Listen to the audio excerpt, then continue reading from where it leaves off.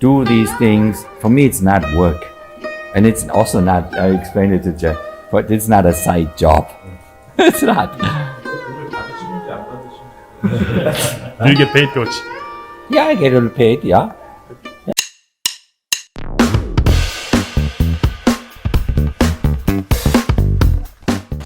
Well, since I came here, obviously I try to watch as many, games of the youth national teams, starting with the under-20s. Before the under-20s went to Argentina then, I saw 4 games of the under-20s. Then I saw the training sessions of the under-22 that needs to qualify for the Olympics.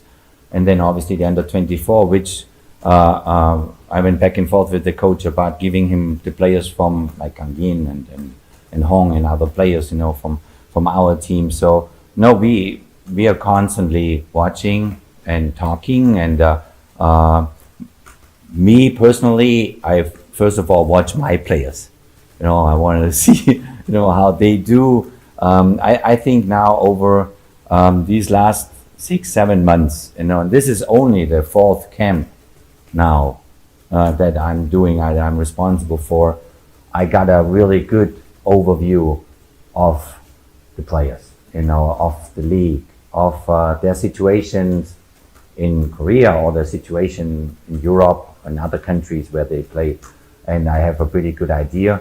Now our timeline is now coming to exciting. Timeline is coming towards Qatar, to the Asian Cup. But we are thrilled. We are thrilled for the under-24 that they won the tournament. When I came here, I was not aware of the military issue. Nobody explained that to me before I signed. So I had to learn, and I learned, and I'm really happy for the players because I saw in the eyes of the players a lot of stress. And so I'm really thrilled that they won it and they can now relax a second. And it's for us in the preparation for the Asian Cup, it's really important that they won the tournament in China. When players come from Europe, especially when you look at players like Sonny or Min Jae, who plays obviously also the Champions League. Sonny is this year is a bit less work because they're not playing in the European leagues. Yes, we always look at that load of work that they have, but on the other side, coming to the national team, at least that's where I'm coming from, it's the most special time I can have as a player. It's the highest privilege I can have to play for my country. So even if I'm a little bit tired, maybe the first 1 or 2 days, I want to play every minute.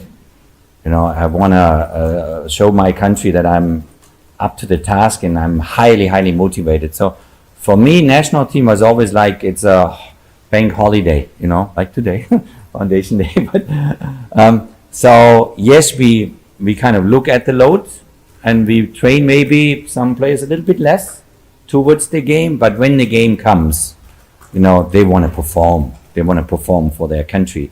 And we as a team, we want to prepare now for Qatar. I tried out new players. We brought in new players.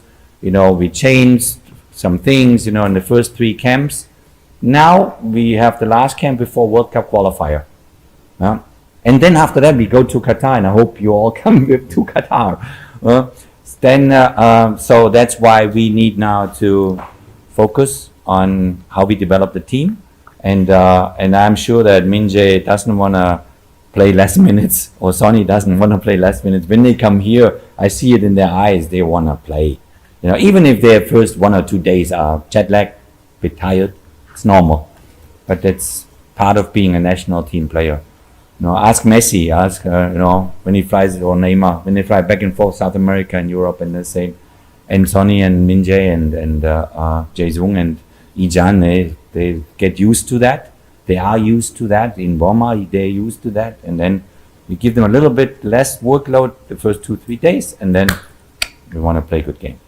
Yeah, absolutely. Health of the players is priority number 1. Absolutely, yeah. And then communication is second thing. It's talking to the player.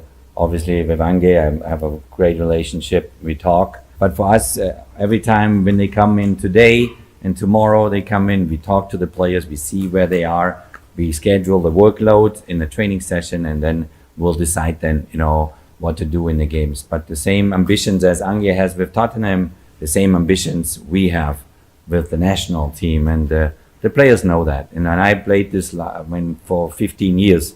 I played more than 100 games for Germany, and constantly back and forth, club, national team, club, national, and it becomes an habit. It's normal, and it's also an honor. It's really cool. It's special. And I know for Sonny and Minje, it's special when they come here and they land at Incheon Airport. They're home. They're happy. But important is communication with the club coaches, with the clubs, and that's also why I'm often want to go to Europe and have to go to Europe, because I have to see those coaches and say hello, and talk about the players, and that both sides care about the players. Yeah, first of all, huge compliment to Young. That was fantastic. And it's funny, now we talk Sonny, Tottenham, Minje, Bayern, and now we talk Jong from Stuttgart. It's all my former clubs. So I get a lot of phone calls from my former clubs that they're all happy with our Korean players. With Jong, it's really important because he had a tough year in Freiburg last year. He didn't play many minutes anymore. He was not part of the plans of the coach. And this move now to Stuttgart is just all of a sudden lightens him up again. He's smiling again. He's playing, and he's playing well. Stuttgart has the best start in their season since, 20, 30 years. And so for him, it's fantastic. And seeing him scoring in the Asian games, and I read sometimes the Stuttgart newspaper, because it's my home, and they are full of compliments for him, and it makes me smile too. So it's good. So I want him to come here and have a big smile. The Stuttgart newspaper educated everybody in Germany about the specific military professional football player issue in Korea over the last 2 weeks. So everybody learned in Germany about that situation because of him. I learned a lot. We coaches learned a lot from camp to camp. We need to get to know, obviously, the country. We need to get to know the team, the federation, the facilities. So it was a big learning curve, a very quick learning curve. We started, in March, respecting the team that played the World Cup in Qatar, and I think they played a fantastic game against Colombia. We should have won both games, Colombia and Uruguay. From football point of view was very, very positive. Then came June, very difficult for every national team because the season in Europe is over. A lot of players were tired. Some were injured. Sonny came with hernia surgery. Minje went to military service, which I was not aware of, with the military situation. So I learned. So it was good. Then obviously we saw what did not work in some games, like we conceded goals from set pieces, where, this is something that we said we have to work on this. So we worked on that, so we stopped that in the September games. We were very strong in set pieces, almost also scored from set pieces, Obviously the teams are different ones, because first we had South American teams, with El Salvador, one Central American team, and now, we went to Wales, and then we played Saudi Arabia. So different type of teams, which often we cannot choose because it's the global calendar makes you available teams. Europe plays European qualifiers for Euro 2024. South America plays also, like we now soon, World Cup qualifying and so on. So difficult to find good teams to play against. But also to understand better over the months, how does the KFA work? How do you work? How does the media work in Korea? How does things evolve with the team? What are the problems of the team? So now for me, this learning curve with the Asian Games and military, at the same time, a team has to qualify for the Olympics, 2 games, and then in April they play now. It's all new, So but it's great. It's a learning curve. Now I feel much more comfortable because I have much more knowledge about how things work. Now I can zoom more in. I can go more in conversations with the players, and then get them hopefully really motivated and confident going into the Asian Cup. And I see a team, and I saw this team with Durija when I worked for FIFA at the World Cup. I saw this team can win the Asia Cup. That's my belief. So now the next weeks and 2-3 months is about telling the team constantly, believe in it, but you're part of that belief too. The media is part, the public is part, everybody is part of believing in something. And I think with exceptional leadership of Sonny, of Minje, of Jae-sung, and Inbom and players with experience, also players from here, from the K-League, they see now I care about everybody, no matter if he plays in K-League or if he plays in Europe or he plays in Middle East, as long as they work hard and want to do well for the national team. So now we have these 2 friendlies, we want to do well. Tunisia, strong team. Tunisia beat Egypt in Egypt. Tunisia last year beat Japan 3-0 in the Kirin Cup. Now Tunisia beat France in the World Cup. So it's a good team. I'm not making it too big, but it's a good team. And then we play Vietnam, so I learn more about Asian teams. We all. No, I love this process to learn with good and bad. It's normal. But then I will be very, very hungry when we go to Qatar. Yeah, no, I obviously have Jerry and Jamo telling me a bit what people say and what they feel, and I am more than happy to always explain where I go, what I do, how I spend my time. But it always goes back to the same discussion that we have from the beginning. I'm coaching a national team, so I have to look around internationally what happens. So I'm not here coaching a K-League team. So I go to as many K-League games as I can, which I did already, many K-League games. But then I need to see what happens in Europe and what happens somewhere else in the world. So my job is to be constantly on the road. This is my life. My life is like that, So when the games are done here, and I watched last week Champions League games, and then I watch K-League games, then I go on the road. I can go to Europe. Last time I wanted to stay in Europe, but then obviously the wish was there, come back with the team and do a press conference at the airport. I said, okay, then let's do that, no problem. But this is an ongoing, normal lifestyle. And maybe for some Korean media, it's new, it's different. To previous coaches, could be. It's okay. And if somebody criticizes it, that's also okay. But that's how I do my work. And I know I do my work really well. And then we coaches have to hopefully get with the team the results that you want to see, that we all hope for, and that is the benchmark. But my work is international and it's not domestic, but it's the way I do my work. So if you want to win a tournament on international surface, you have to think internationally. If you want to win the K-League, you think domestically.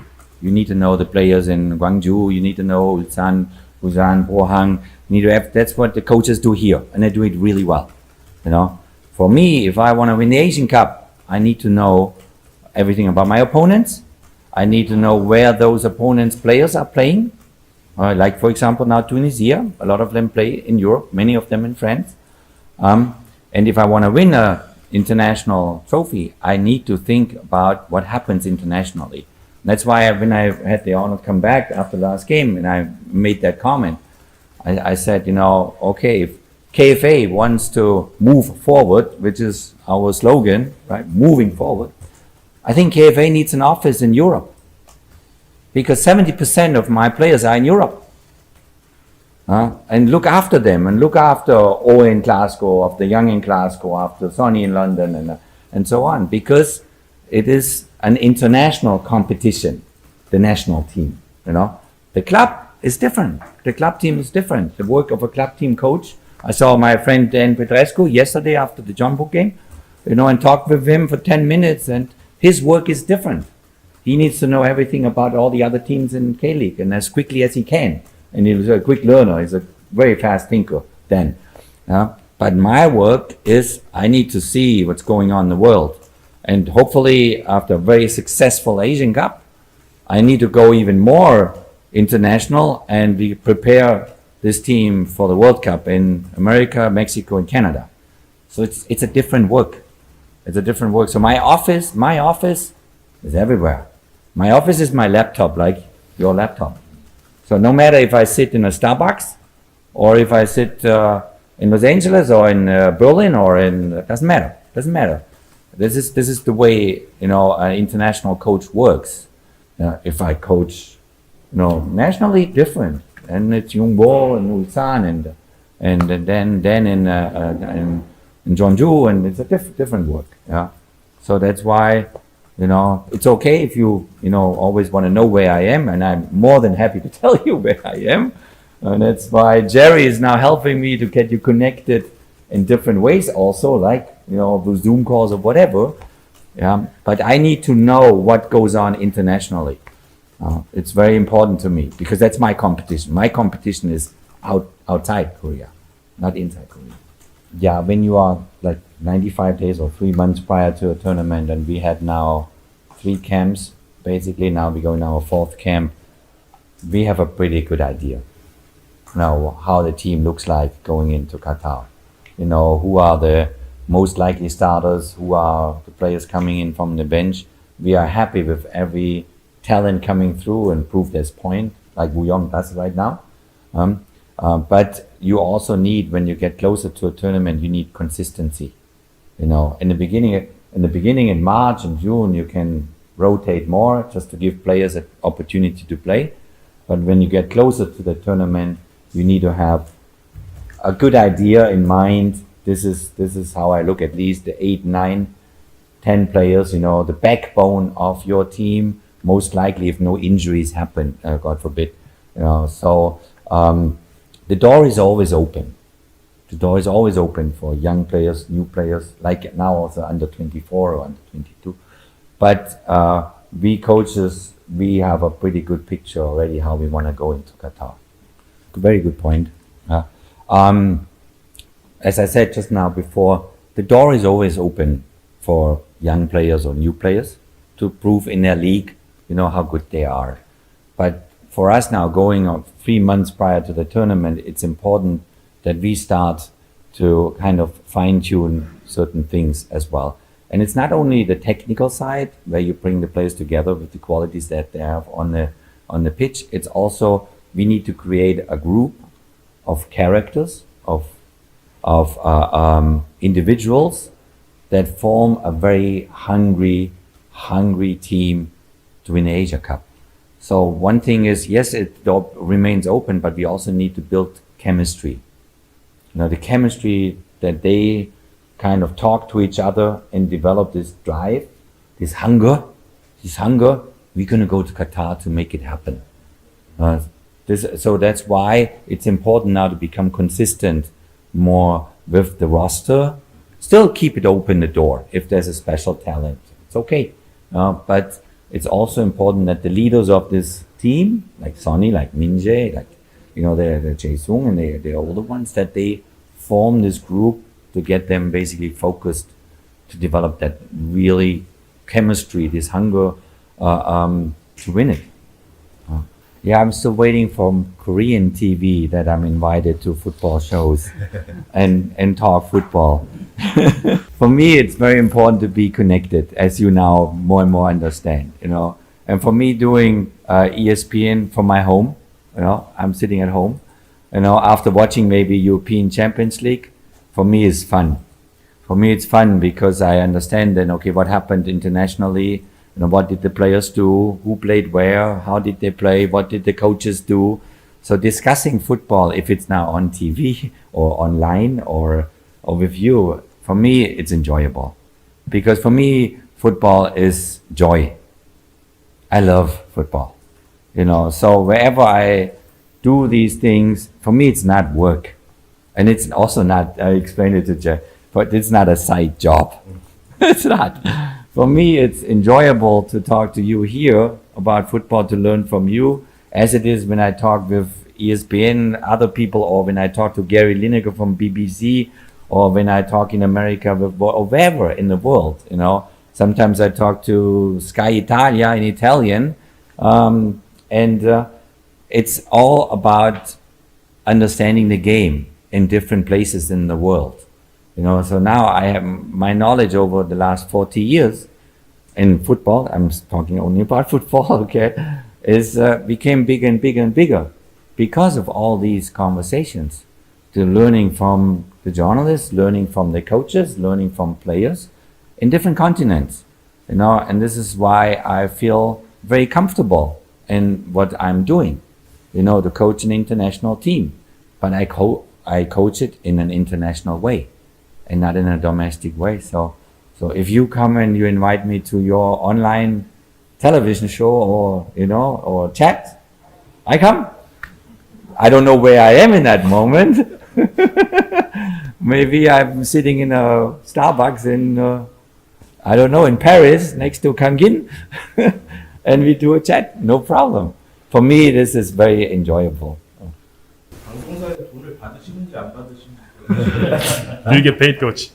Yeah, I get a little paid, yeah.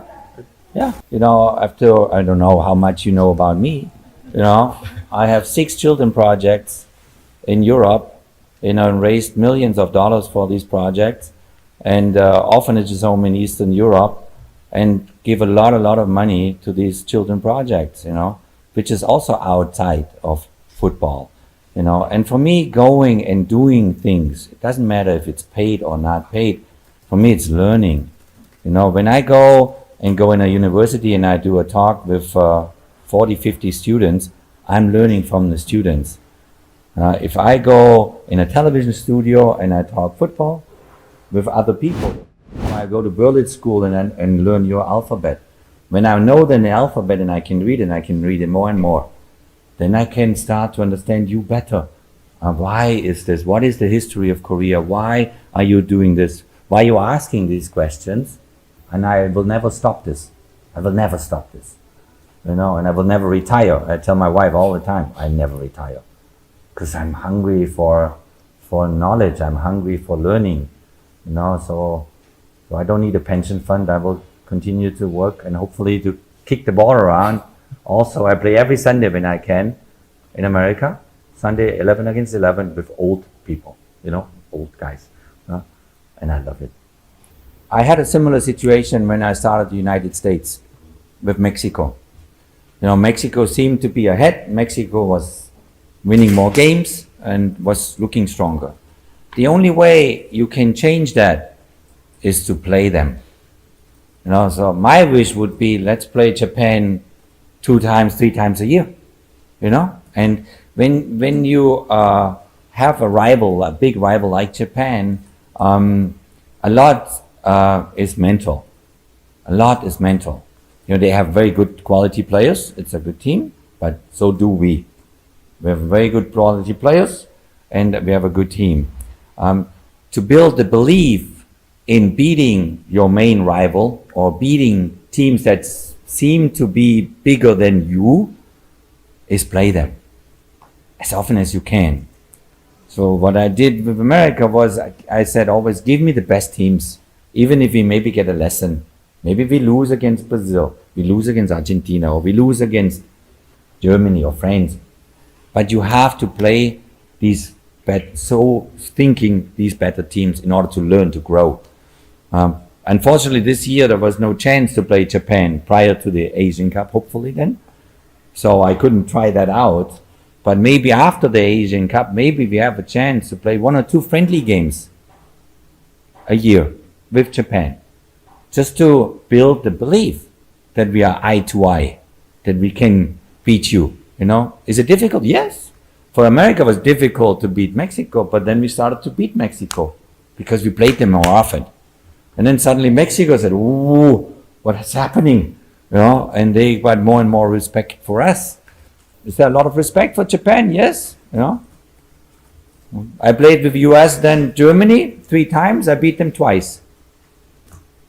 Because I told them, believe in you. believe in you. So hopefully we get that opportunity in the Asian Cup.